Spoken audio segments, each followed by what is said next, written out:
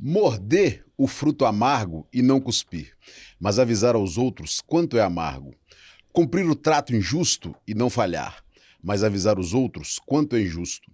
Sofrer o esquema falso e não ceder, mas avisar os outros quanto é falso. Dizer também que são coisas mutáveis. E quando, em muitos, a noção pulsar do amargo, injusto e falso por mudar, então confiar, a gente exausta o plano de um mundo novo e muito mais humano. Tarefa, de Geir Campos. Eu sou o Thiago Flores, do podcast Uma Boa Prosa.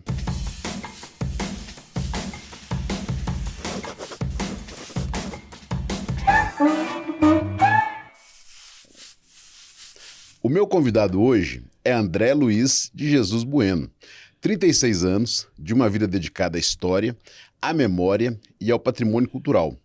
Conhecido como André Bueno, hoje é superintendente do patrimônio cultural do município de Betim. Seja muito bem-vindo, André, nessa boa prosa. Muito obrigado, Thiago Flores. É um prazer estar aqui nesse espaço democrático, esse espaço de comunicação. André, a gente sempre faz um início mineiro. Você é filho de quem? Você mora onde? Você mexe com o quê? Eu sou filho do primeiro radialista profissional de Betim, do Mantiqueira, e da Dona Marinha, né? Moro na colônia Santa Isabel de Betim, né? Estou aí, né, nesse trabalho, nessa paixão, né, pelo patrimônio cultural, pela proteção da nossa memória e pelas comunidades. Bacana, André.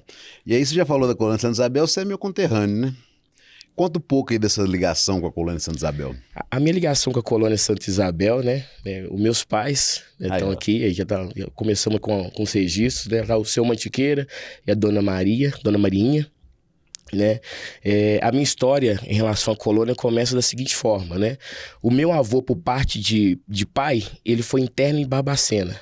O meu avô, por parte de mãe, foi interno na colônia Santa Isabel. Em Barbacena, lá no hospital mesmo? No hospital mesmo. Eu consegui até uma ficha, fiz uma pesquisa, consegui a ficha de internação dele. Né? Morreu lá com 25 anos. Então, duas instituições de isolamento. Duas instituições de isolamento. Ali tá o clã Mantiqueira, né? Então, ali, eu tô ali do lado do meu pai, a minha mãe, a minha irmã Margarete e o herdeirinho ali, o Iago Bueno.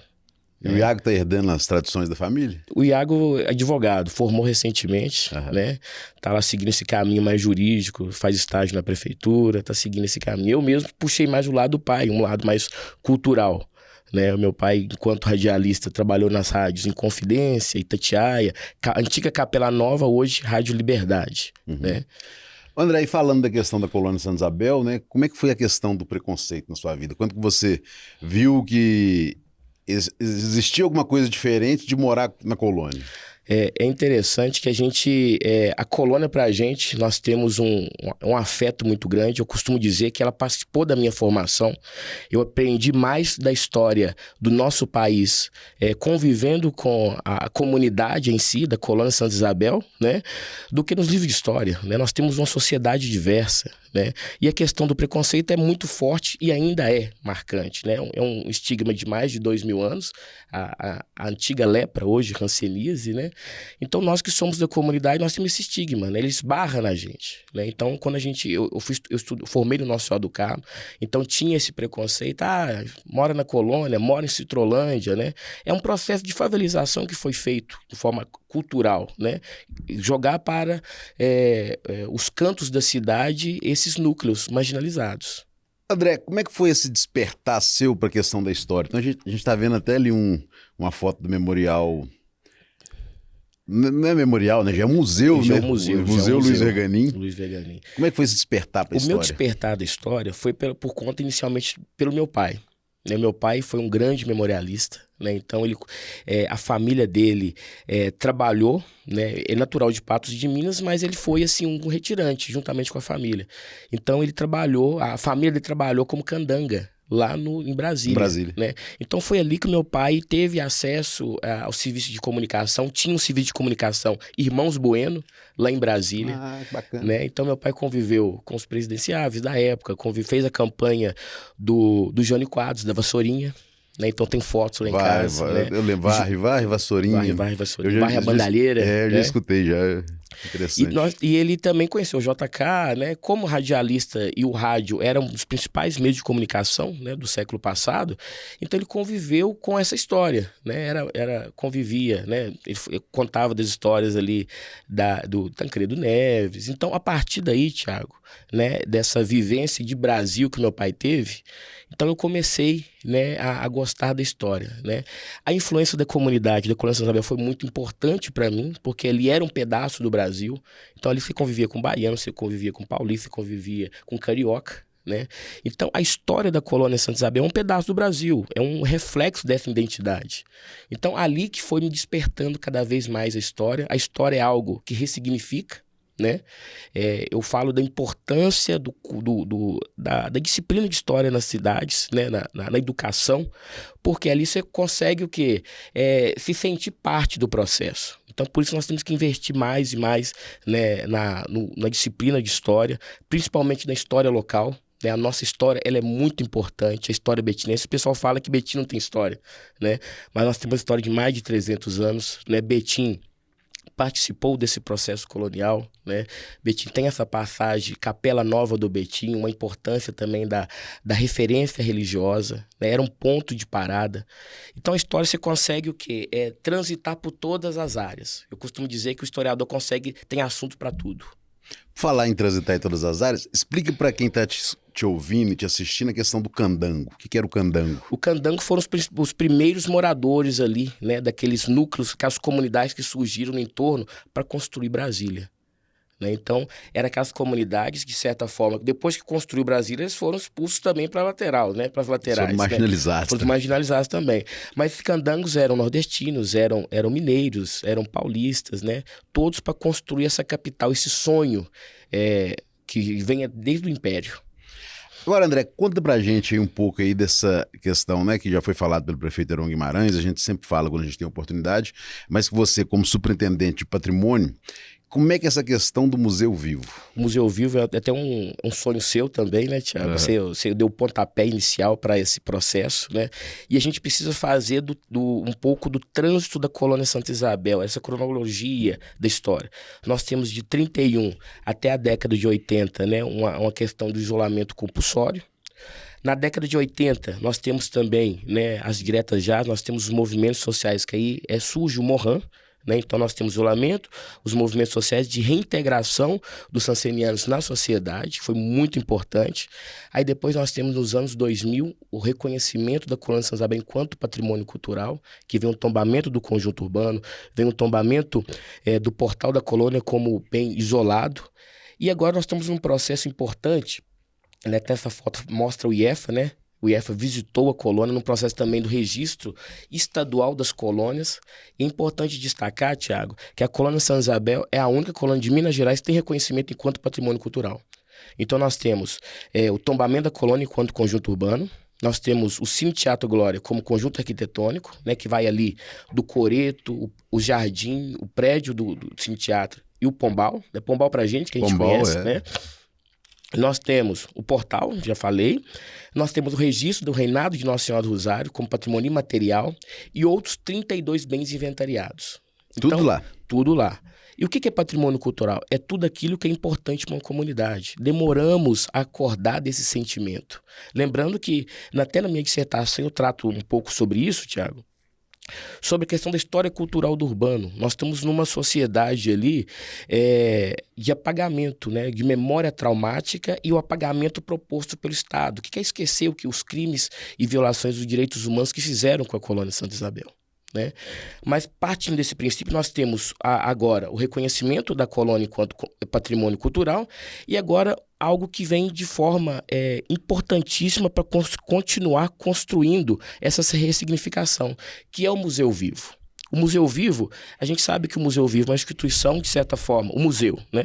Uma instituição estática, onde nós temos ali, é uma instituição política, onde você, de certa forma, de forma técnica, apresenta o que deve ser apresentado, né, para determinados públicos ou sociedade.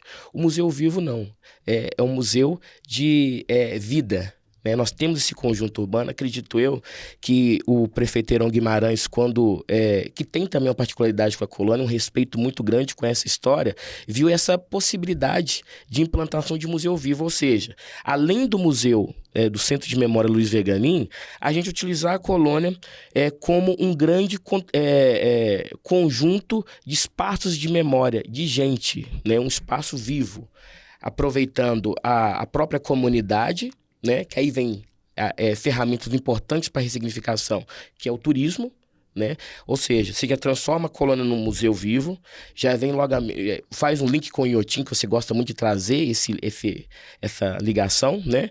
As pessoas, né, passam na porta para ir pro Inhotim, né? Vê o portal, mas não sabe o que é. Tem até vontade de visitar, né? Então, se a gente tiver uma organização mínima, elas vão entrar. Isso, né? E aí, olha, você vê o benefício para a comunidade desse projeto seu e do prefeito Heron. Transformar a colônia num grande conjunto turístico também. Porque aí vem o quê? Vem emprego e renda. Vem ressignificação, né? As pessoas, de certa forma, o público que a gente mais recebe hoje, Thiago, de visitação no museu, é os públicos relacionados aos estudos médicos, né? A medicina, né? Os enfermeiros, né?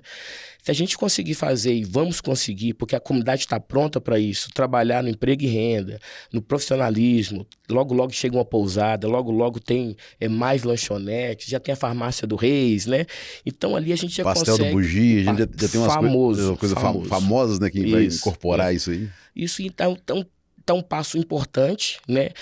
Acredito eu que o contexto é muito favorável, a gente sempre fala, né? Agora ou nunca, né? E é essa uma etapa a ser vencida nos próximos meses, juntamente com você, juntamente com o prefeito Heron, né? Buscando financiamento de órgãos também, porque o Estado tem uma dívida com a colônia Santa Isabel. É uma dívida histórica, foi uma violação dos direitos humanos. Nós todos fomos atravessados pela proposta higienista do Estado, né? Por exemplo, a minha mãe, né? Como que a minha mãe fez chegar na colônia Santa Isabel? Como uma história muito comum que aconteceu no período, né? O meu avô teve hanseníase, era de Diamantina, tinha fazenda em Diamantina, pertencia a uma certa elite local daquele lugar, né? Meu avô teve hanseníase e de certa forma já foi marginalizado. Ele veio para a colônia Santa Isabel, mas não ficava preso apenas ao hanseniano, aquele foi atingido, mas a sombra ia para a família, né? Esbarrava na família. Então a minha mãe, minha avó, mulher, com 5 meninos, né? Foi expulsa. Minha mãe fala que inicialmente meu avô veio, perdeu as terras, a prefeitura mandou isso para um ranchinho. Só que a família também, Thiago, não entende o processo, né? Naquele processo de poder, acabou expulsando a minha avó. Aí meu avô foi encontrar com ela. Minha mãe fala que eles vieram a pé, né? De Coluna a Diamantina, e depois terminou o resto a cavalo, chegando em Belo Horizonte, veio de ônibus. É muito comum nessa questão da família toda, e a gente fala, né? Eu até discuti isso também, da questão assim da contaminação da família, uma contaminação social, não é uma contaminação, é uma doença social, uma patologia social, né, que é a questão do estigma, do preconceito, que faz com que a família em toda seja penalizada, né, pelo diagnóstico da doença, né? E isso é um crime, né? André, nós que somos filhos lá de Santa Isabel, para você, qual que é a nossa grande missão? Assim? A nossa grande missão, Thiago, é denunciar sempre os abusos, né, relacionados ao Estado, nunca esquecer, né? E lutar por condições favoráveis para quem sobreviveu aos crimes, né? Para quem sobreviveu a esse crime. Então, isso é lá no museu, né? Isso é lá no museu, né? É importante destacar, Thiago, ele está ali, a Vaninha e a Milena, nossa estagiária de museologia, a importância da educação patrimonial para a ressignificação de conceitos, né? Quando a gente promove, intensifica ações de educação patrimonial, nós estamos preparando essa geração para que hanseníase tenha cura e preconceito também, que o tratamento é feito hoje de forma normal num posto, né, de forma ambulatorial, né? Então, a nossa missão é essa, Thiago, de certa forma, continuar denunciando, né, os abusos, mas ao mesmo tempo, né, cuidar da nossa memória. Falar em patrimônio, que era a minha prova essa pergunta, aí depois você já explica essa foto que tem tudo a ver. Sim. Eu queria falar um pouquinho, que você falasse um pouquinho disso, como né, coordenar a Superintendência de Patrimônio Cultural. né? Você tem pouco tempo, né, que você criou a superintendência e você é o superintendente. Conta um pouquinho pra gente dessa Primeiro, experiência. a superintendência mostra, né, um reconhecimento do prefeito Heron Guimarães, né, um reconhecimento, essa busca de valorização do nosso patrimônio cultural, da nossa história, né? A superintendência hoje cuida da promoção, da difusão, da salvaguarda dos bens culturais, né? Essa foto mostra, Thiago, esse 17, né, 17,2 foi a nossa pontuação do ICMS cultural, né? Então, ano passado nós tivemos a maior pontuação, né? Nós temos aí os nossos funcionários de todos os espaços, tanto a Casa da Cultura enquanto espaço de memória. Nós somos responsáveis pelos museus, né? É o Centro de Memória Luiz Veganin, o Museu Paulo Araújo Moreira Gontijo, de 15 bens tombados, 7 bens inventariados e um acervo de mais de 250 bens inventariados, né? E aí, esse programa de ICMS cultural nós pontuamos por quê? Nós fizemos o trabalho juntamente com nossos técnicos, registrado também a Raquel Tomanic, nossa arquiteta. Arquiteta, né? Raquel, eu vou convidar ela para gravar um programa com a gente. Raquel tem uma sabedoria imensa, pode contribuir muito, dá um programa muito legal. E ela que tem desenvolvido um trabalho legal na educação, sim, né? Sim, com certeza. Pois ela vai sentar nessa cadeira com a gente. Por favor, ela é ciumenta. E aí esse trabalho, Thiago, do ICMS Cultural, nós destacamos de equipe própria, né? Por muito tempo, o Betim ficou contratando equipes para elaborar esse projeto, né? Então, ano passado, a gente assume, 2023, nós assumimos a divisão de patrimônio histórico, já começamos a fazer esse relatório com a equipe própria e a gente foi, de certa forma, premiado com as ações de educação patrimonial, com os bens tombados, bem registrados, e aí envolve, né, um grande trabalho, uma grande responsabilidade, ainda mais agora com a superintendência criada pelo prefeito Heron Guimarães, né? Nós continuamos fazendo parceria, né, juntamente com o IEFA, né, com o Instituto do Patrimônio Histórico aqui de Minas Gerais. Ontem nós estivemos lá, né, divulgando o mês do patrimônio cultural. Até convidar você, Thiago, o prefeito Heron Guimarães instituiu via decreto que agosto é o mês do patrimônio cultural, né? É uma data já comemorada em outros lugares, mas o mês do patrimônio cultural betinense agora foi instituído, né? E aí a gente pretende o quê? Trabalhar inúmeras atividades de valorização, né, dessa responsabilidade, né, juntamente com a identidade de Betim. Eu costumo dizer que Betim, ela tem dois momentos, a Betim antiga e a Betim do futuro. A Betim antiga, ela termina ali no final da década de 1960, com a demolição da Igreja Velha. Então ali nós temos... Que era na Praça Milton Campos. A Praça Milton Campos foi um marco, né? As memórias, né, da cidade falam que foi um crime também a demolição dessa igreja, né? E aí a gente mostra o que? A partir daí um desenvolvimento, né? Nós temos ali a 381 já rasga Betim ao meio, né? Nós já temos a construção da Regap, depois chega a Fiat. A Fiat, ela traz uma industrialização, mas também traz muita gente. Se a gente for fazer hoje um censo em Betim, a gente ainda tem mais pessoas que vieram de fora do que nascidos na própria Betim. Acredito eu que com a maternidade inaugurada agora, a gente vai equilibrar essa conta. Vai equilibrar. Mas é difícil você trabalhar a história, a identidade, patrimônio cultural com pessoas que não têm raízes em Betim. É um grande desafio nosso enquanto patrimônio, né? E isso tem mudado a realidade porque a educação patrimonial e atividades propostas pela própria superintendência ajudam o quê? A aguçar esse sentimento que o que é meu, né? Eu faço parte dessa história, eu quero cuidar. Dentro dessa questão do patrimônio cultural, se fosse para você elencasse uma prioridade, assim, qual que você faria? Você falaria e destacaria ali? A principal prioridade hoje é a educação patrimonial. Nós estamos nos próximos meses, nós vamos lançar o circuito de memória e patrimônio, né? Não vai ser uma visitação estática, como acontece atualmente, né? A escola agenda, juntamente com a superintendência, visita o museu, não. Nós vamos lançar vários roteiros temáticos. Pela né? cidade. Pela cidade, né? Que envolvem a nossa tradição, as tradições envolvem a nossa história, o resgate da nossa identidade. Por exemplo, nós vamos ter o roteiro afro-brasileiro, né? Bacana. Afro-religioso, na verdade o afro-religioso, que envolve a história da Capela do Rosário. Nós queremos também criar um afro-brasileiro, né? que envolva o quilombo urbano, né, da família Araújo, ali perto do regional. Regional. Vai ter um específico para Colônia, vai ter um específico para Praça Milton Campos, né? A gente quer criar também né, que valorize também o assentamento 2 de julho, né? Um roteiro agrícola, né, agroecológico, né? Então, é importante a gente propor alternativas e ferramentas para que a gente consiga ampliar essas ações de educação patrimonial. André, nós estamos aqui na região do Vianópolis, né, no Instituto Ramacris, aqui na produtora Antenados, né, esse pessoal bom de serviço aqui que a gente grava sempre o nosso podcast Uma Boa Prosa, sempre com o apoio do Instituto Ramacris, do Quebra Conceito, que é a moda afro do Juca, da TV Mais, que é uma TV lá do Rio Grande do Sul, que tem passado os podcasts Uma Boa Prosa, lá passa todo domingo, 16 horas, então ela retransmite, que é um canal fechado, tudo. Mas aí, como a gente está aqui no Vianópolis, eu não podia deixar de falar da questão da Folia de Santo Afonso, que você falou, né, da questão uma história, Betim, né, você tem registros ali, né, centenários, e a folia é uma coisa bem antiga, né, na região. Sim, né?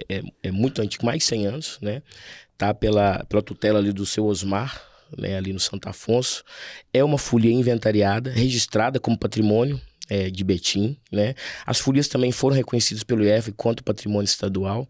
E eu destaco, Tiago, a Regional Vianópolis, né? A gente tem várias formas de trabalhar as memórias na cidade, né? Nós temos a Citrolândia relacionado à questão da hanseníase, da história da saúde, né? Nós temos o centro, né, o núcleo, no início do povoamento da cidade, mas Vianópolis é um berço de cultura, né? O que nós temos aqui em Vianópolis? Nós temos música sertaneja, violeiros, nós temos benzedeiras, nós temos o congado, de certa forma, teve uma parcela de passagem aqui, né, por conta do Joaquim Nicolau, e nós temos a folia do seu Osmar. Então aqui é um berço, né, de cultura. Eu ia te perguntar justamente isso, nós já estamos até vendo umas fotos, como é que é essa questão do André, além de historiador, capitão de congado, como é que é isso? E essa foto eu gosto de registrar bem, porque ali é o início da minha capitania, o início do reinado da colônia Santa Isabel. Então ali... O padre era até o Frei Zé Aguinaldo. Frei Zé Aguinaldo, né? Então quem está abraçado ali é minha irmã, minha mãe, meu pai, meu sobrinho está do outro lado. Nós estamos simbolizando o início desse reinado da colônia, né? E é interessante, o André Capitão surge do quê? Da relação de família também, Tiago. Meu pai dançou Moçambique em Uberlândia e a família da minha mãe, ela tem uma raiz com de congadeiros do Vale de Quitionha. Meu avô dançava. E aí, essa representação é a retirada da santa, que acontece no Vale de Quitionha e é passagem da família da minha mãe, né? Então, a colônia Santa Isabel hoje tem esse reinado de Nossa Senhora, acredito eu que seja a maior festa religiosa que nós temos na região, né, que atrai mais de 1.000 congadeiros, né, a comunidade, uma movimentação muito grande em torno desse rito, né, aí a representação desse Moçambique, né, que ele nasce ali em 2013, né, a festa nasce em 2011, né, e essa relação importante de quê? Por que não teve congado antes na colônia? Porque era uma sociedade conservadora. Uhum. E a nossa Irmandade hoje ela é formada por várias pessoas que estão relacionadas ao congado, de certa forma, que vieram para a colônia, né? Mas também hoje nós temos muitos devotos. Então a Irmandade é essa, né? Se as Irmandades Negras do Rosário, há 200 anos atrás, tinha essa particularidade de sociedade de cuidar do início da vida da pessoa até o final, ali você batizava, ali você casava, né? E tinha a encomendação de alma, né? Porque as Irmandades Negras do Rosário eram as mais numerosas. Nós somos uma irmandade de tradição de Irmandade Negra, né? Hoje, o que a Irmandade faz, né, é o que a associação faz. Né? O que a Irmandade fazia no passado é o que uma associação de bairro faz, nesse acompanhamento social. Hoje a nossa Irmandade fica por conta do rito de Nossa Senhora do Rosário. Nós temos uma relação muito forte com outras Irmandades, né? Ouro Preto, Belo Vale, Itaguara, Brumadinho, a própria Betim, né? Destacar também que hoje em Betim, o povo acha que congado é todo mundo junto, né? Mas não, nós temos reinos. Né? A tradição da colônia Santa Isabel é uma, a tradição do reinado de Nossa Senhora do Rosário de Betim é outra, é mais antigo, né? Como é que chega no Brasil essa devoção a Nossa Senhora do Rosário? Ela chega através de uma mistura, né? Alguns historiadores apontam que ela inicia na África e vem para o Brasil, né? Mas a questão da fé, né? Existe uma apropriação de formato de identidade. né? Se a gente for observar, hoje eu não trouxe meu rosário, né? Nós temos as contas de lágrima. Né? As contas de lágrima, antigamente, os negros carregavam elas, né? Era como se fosse patuás de proteção. Então, é interessante até destacar que as comunidades africanas, né, em si, Thiago, são comunidades, até em relação da Igreja Católica, são muito tradicionais e invejadas por isso, porque seguem diretamente as tradições, que é o que nós temos hoje aqui. É uma temática até da afromineridade, que é uma temática que foi iniciada pelo Adriano Maximiano, que hoje é o diretor de Memória e Patrimônio, né, do IEFA. O que seria essa afromineridade? Né? São fundamentos, relações, costumes que são relacionados ao negro e a Minas Gerais. Né? Essa foto aí? Essa foto aí é antiga, acredito eu que seja da década de 1950. Estão subindo a Rua do Rosário. Possivelmente é o Congo do Sr. Raimundinho, do Sr. João Belarmino. Né? Aí já nós estamos dando uma passagem já do Congado betinense, né? Antes da gente entrar no Congado betinense em si, a gente tá falando de folia de reis e eu lembrei de um caos, que folia de reis é muito tradicional, né? Principalmente no interior tudo, e o pessoal saiu para cantar uma folia e chegou numa fazenda onde o pessoal recebeu muito bem, botou todo mundo para dentro de casa, aquela coisa toda, e aí o porta-bandeira, né, deixou a bandeira ali perto da cerca ali. E eles estão lá comendo, lá, tomando uma cachaçinha. Quando ele olhou pra bandeira assim, ó, o boi já tinha comido ela toda. Só tinha um pedacinho da bandeira lá de fora e o boi mascando aquilo. E ele olhou assim o pau da bandeira sozinho e falou, como é que eu vou fazer agora? E o capitão já chamou todo mundo pra despedir. E ele, naquela sem graceza, né, com aquele pau da bandeira assim, olhava pra um lado e tinha que cantar pra despedir, né? E tinha que cantar pra despedir. E aí ele falou assim, não tem jeito mesmo. Aí ele foi e improvisou, né? Senhora dona da casa, veja o que aconteceu. Dá esmola pra esse pau, que a bandeira o boi comeu. E o pessoal emendou, né? Que a bandeira o boi comeu, ai, ai. Mas a folia tem essa questão, né? Tem os cânticos, né? O povo acha que é uma apresentação, não, é uma tradição, né? Você tem um canto para chegar, você tem um canto para saudar o dono da casa, você tem um canto que oferece, né, a bandeira para ser beijada, a bandeira dá a volta dentro da casa, que é muito comum, né, para afastar, para benzer, né? Então é importante destacar isso, Thiago, isso faz parte da nossa cultura e é por isso que se torna patrimônio cultural. E nesse mês de agosto, né, a gente está justamente aí na questão do mês aí do reinado aí de Nossa Senhora do Rosário de Betim, né? Betim. Fala pra gente alguma curiosidade sobre o Congado betinense, o que esse mês significa aí pros congadeiros da cidade e de outras cidades que vêm visitar também. Visitar, né? Tem a foto do Joaquim Nicolau. Explica, né? Quem que é o Joaquim Nicolau? Quem foi? Eu considero ele como o pai do Congado betinense. A maior referência nossa. Morreu com mais de 100 anos, né? A família dele teria trabalhado na construção da Capela do Rosário, né? Aquela lá do bairro Angola, né? Ele é uma pessoa, ele era, além de congadeiro, era benzedor, ele era folião também, né? Acredito que tenha tocado aqui com o seu Osmar também, mas ele é uma pessoa de trânsito. Ele morou no Vianópolis, né? Ele resgata esse congado na década de 60. Por que resgata, Thiago? O congado ele foi proibido, né, pela Arquidiocese de Belo Horizonte em 1920, que ele era considerado pagão. Né? As tradições negras, elas são mal interpretadas, né? Então, nesse processo de 1920, imagina 1920, se a gente tem problema com preconceito hoje, agora imagina em 1920, 100 anos atrás, né? Então, o congado foi proibido, né? Pela questão de ser considerado pagão. Então, existe uma desarticulação de várias irmandades de congado na região metropolitana. No caso, da colônia Santa Isabel, porque não teve congado? Com certeza, congadeiros foram morar na colônia, mas não conseguiram levantar uma irmandade por causa dessas proibições. Ainda mais naquela época, a colônia era fechada. Muito fechada, cantava em latim, né? Então, o congado betinense, ele reergue, né? Se levanta na década de 60, juntamente com Joaquim Nicolau, né? Que tinha um festejo em Vianópolis e depois ele é trazido novamente para o centro de Betim. Então, ela foi uma liderança importantíssima. Fontes nos dizem, Thiago, que alguns cruzeiros fincados em Betim são relacionados a ele e formam um desenho. Então, ele tem um misticismo, uma mística em relação a ele, né? E esse reinado de Nossa Senhora do Rosário, que é patrimônio também, desde 2010, né? O povo acha que a festa do Congado é só no mês de agosto, né? Só assim, né? O último domingo de agosto. Não, existe um trânsito com isso. É uma manifestação que ocorre de forma anual, né? Desde que a preparação, né? O ciclo do Rosário de Betim, que foi registrado como patrimônio, nós temos no último sábado de julho o hasteamento da bandeira de aviso. O que é a bandeira de aviso? Que é até uma representação da foto. É o quê? É levantando, que antigamente, Thiago, não tinha WhatsApp, não tinha rede social, né? Então a comunicação era feita por símbolos. Então, os viajantes, as pessoas que visualizavam uma bandeira levantada, um mastro levantado com o santo, opa, vai ter festa ou já teve festa. Então, já preparava a comunidade.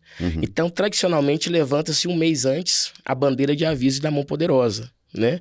Aí, 9 dias antes do final de semana do festejo, nós temos as novenas de preparação. Hoje... Inclusive, nós estamos na novena, porque hoje é a quarta-feira, né, que antecede a festa... No domingo, então hoje tem a gente ainda está, né, nesse período de 9 dias e no próximo domingo agora é a grande festa. Isso. Nós estamos nesse período da novena, né? Essa novena acontece, na verdade hoje termina a novena, né? E começa o trido. Na verdade nós temos o trido, né?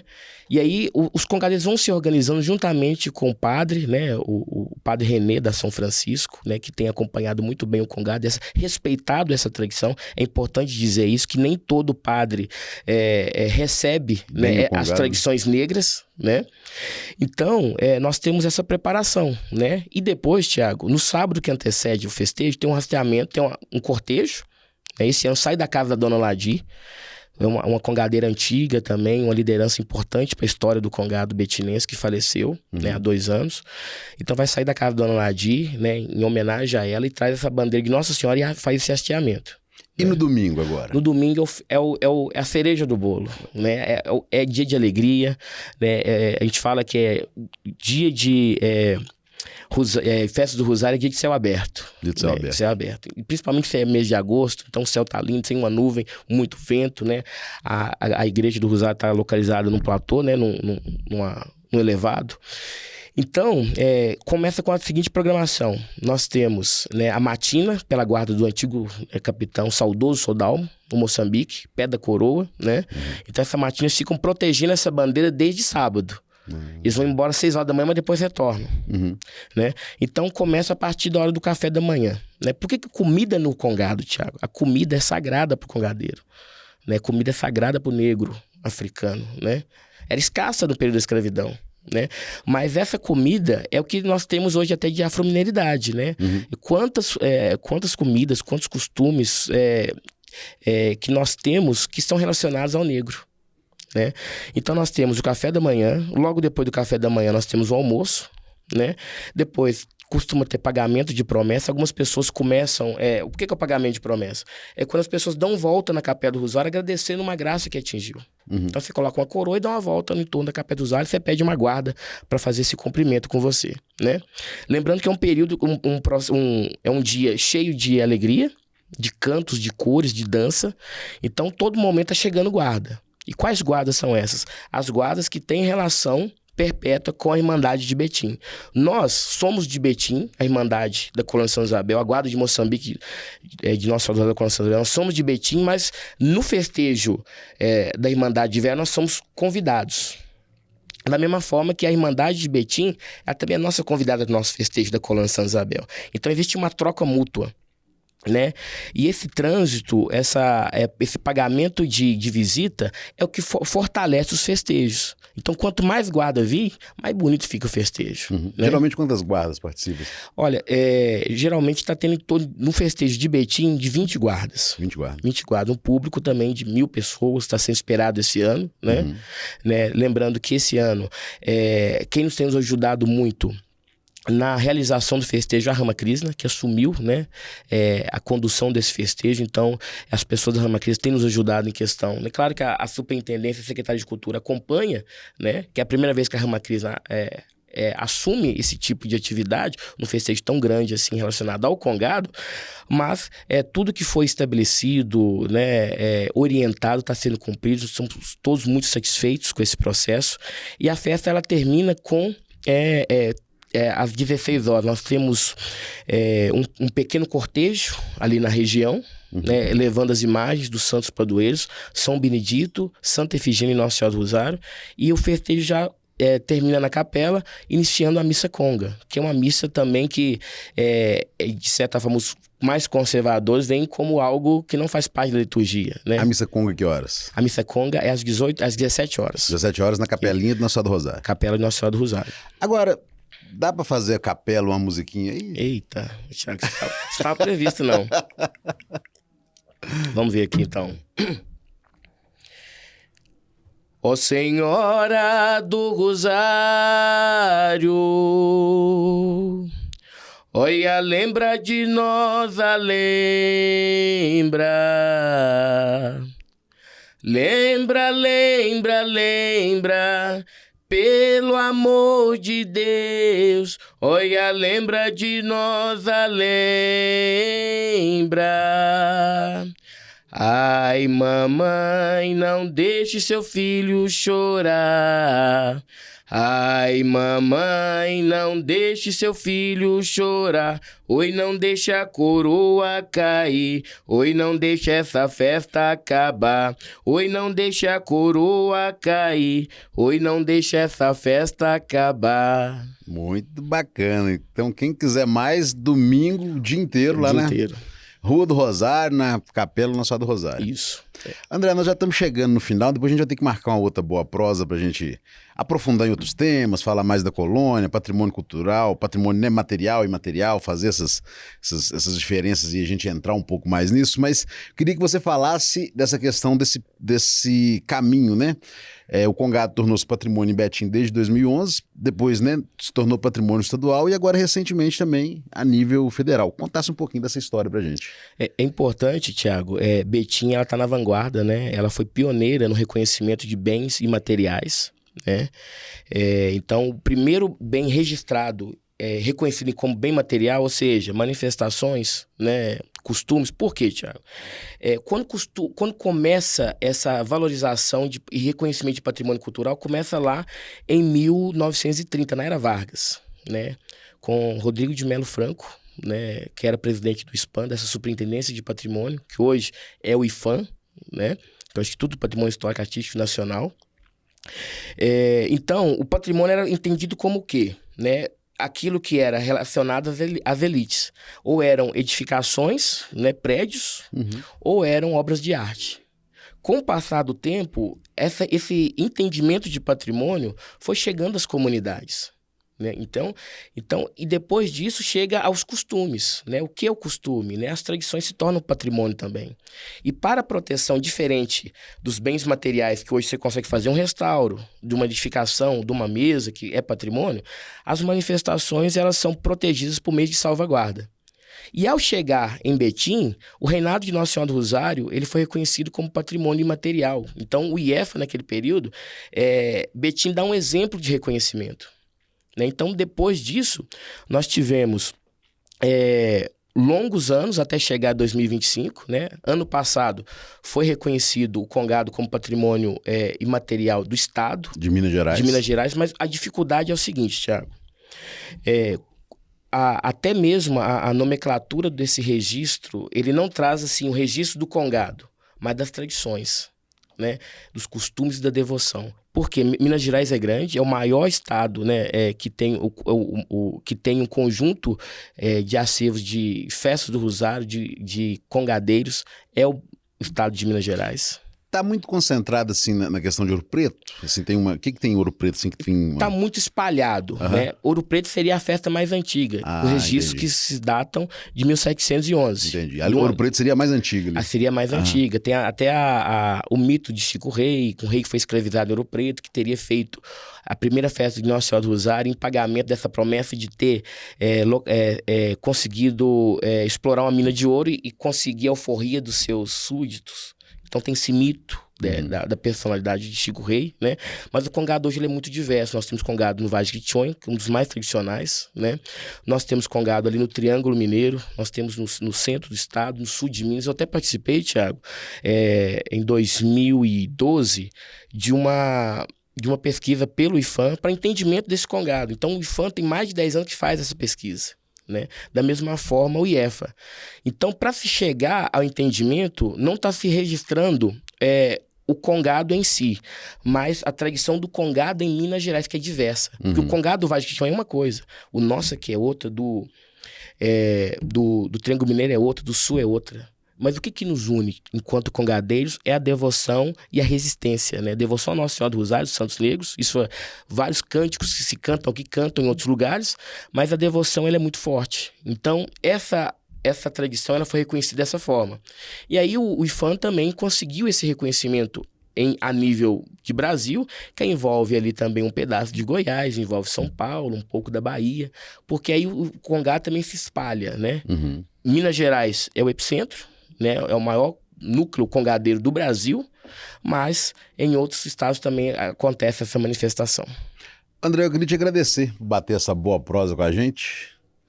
Tiago, eu que agradeço essa oportunidade, né, esse bate-papo, a amizade que a gente tem, né, esse espírito de luta que a gente encara junto, tanto em questão de colônia quanto em questão de cultura. Fico muito feliz, né, agradeço as pessoas que estão participando, toda a equipe técnica que auxilia. E é muito importante a gente dizer que a boa prosa, né, uma boa prosa é sempre muito importante para a gente chegar a algum lugar. Eu agradeço, muito obrigado, e agradeço a todos vocês que gostam de acompanhar uma boa prosa. Tchau, tchau, até o nosso próximo programa. Estamos juntos e misturados.